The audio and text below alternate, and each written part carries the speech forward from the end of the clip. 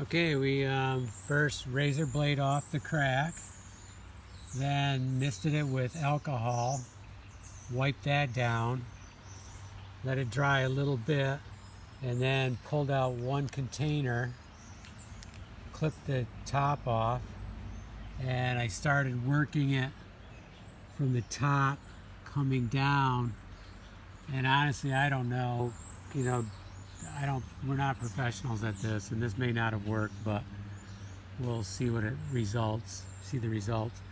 So I basically went back and forth, kind of moved it around. We pushed on the windshield a little bit inside. Didn't really seem to make a difference. You could still see the crack, and you can still see some of it now.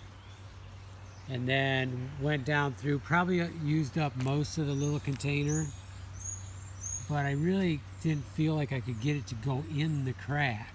But I don't know, maybe it did. So I worked it around. I did a little circular motion down through the crack. I could feel the crack on the end of the tip. So I know I was on the crack, both sides, back and forth.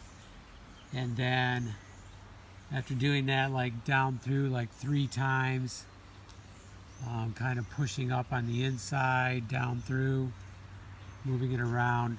Then we cut the little strips, because they're wider, cut them and laid them in all the way up through.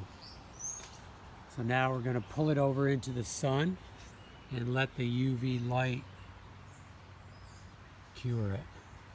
So at least, I think you have to give it 20-30 minutes, so we'll give it a good hour, maybe longer, and then we'll see what we got. Scrape it off with a razor blade, and let's see what we got.